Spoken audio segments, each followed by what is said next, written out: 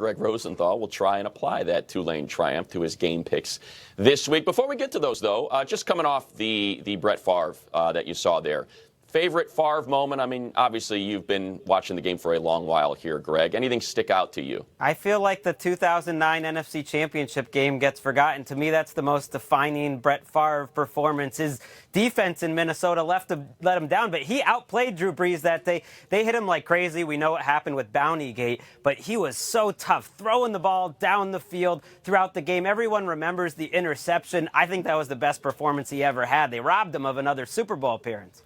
How about throwing a giant human being over his shoulders like it was just a sack of hay or something and walking off the field? You forget about country strong Brett Favre playing that position. Speaking of the Packers, though, why don't we get started with your predictions and this Thursday Night Football tilt between the Eagles and Pack?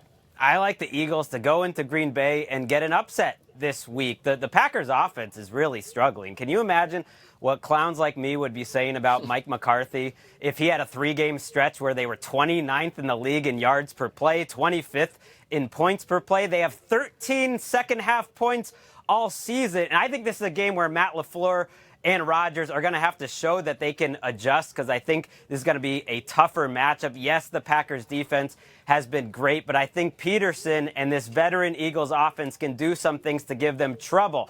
The run defense of the Packers has struggled. Kevin King, their cornerback, has struggled. And I think Philadelphia, a proud organization that really needs a win, goes up there and gets a victory. What say you, Money? Well, here's what I say, and far be it from me to run the programming on the ATN pod, but maybe you should put on a nice red nose, a squirt and flour, and share with everybody what you would be saying about Mike McCarthy were he still the head coach, so we could hear what that would sound like. Yeah, please tune in later today, ATN podcast. Thank you. There we go. How about Pats and Bills? Listen, you know these Bills fans.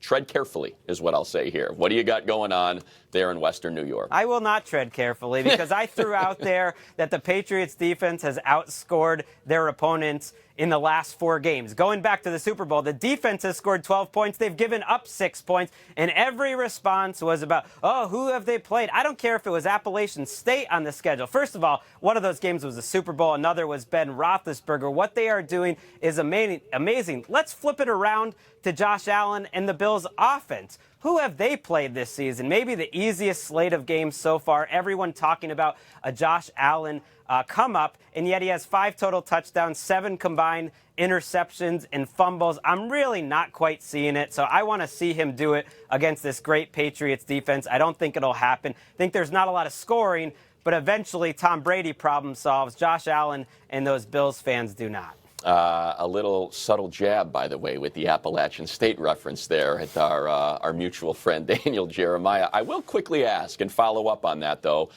This Bills defense has been special. I mean, it has a chance to be one of the top few units in the league. No concern over that Patriots run attack, injuries to that particular unit, and maybe that offense being one-dimensional without a lot of pass catchers out there. Yeah, their offensive line for the Patriots has struggled. I do think the Bills defense will do a great job shutting them down. Sean McDermott has held the Patriots to 25 points or less in 3 of 4 meetings, and I think Tom Brady will struggle to move the ball. So I'm thinking it's 20-9. Maybe the defense gives them some short fields, but you're right.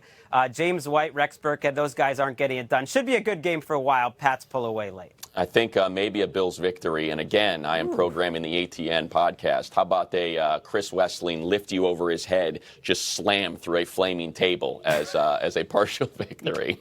He doesn't have that post-cancer strength. I don't think it's going to happen. He absolutely does. The man was a mail carrier. He's got great anger inside of him. He can summon it. How about Texans, Panthers, and what you see here? My sneaky good game of the week. I like the Texans to win a close game, but this game includes 2 of the most revelatory aspects of Week 3 going up against each other. Number 1 is Kyle Allen of the Panthers. If Kyler Murray had put together that performance, or Baker Mayfield, we would be going crazy. I don't think you can overstate how well Kyle Allen played. A lot of his big plays were against pressure. It was rolling right, rolling left. He saw where the blitz was coming. He was on point. It was wildly impressive. I think he'll have a good game. It'll be tougher against Houston.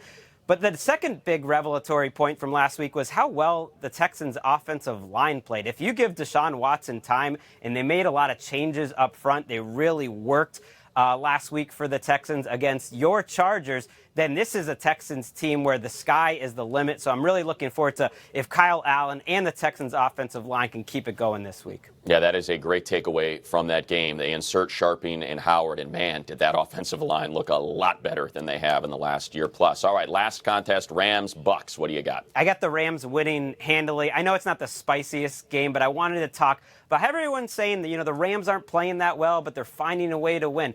Well, they are playing well on defense. I mean, they're a totally different defense. They are far better than they were a year ago. They are fourth right now in efficiency, according to Football Outsiders. You look at what Eric Weddle and Clay Matthews have added as veterans, and everyone talked about how last year was an all-in year for the Rams. How about this year on their defense? Dante Fowler, Michael Brockers, Aqib Talib, Marcus Peters, all those guys are free agents. It's a veteran group. Maybe they're not all together a year from now, but Wade Phillips has a group that a bunch of grown men who can go out and dominate.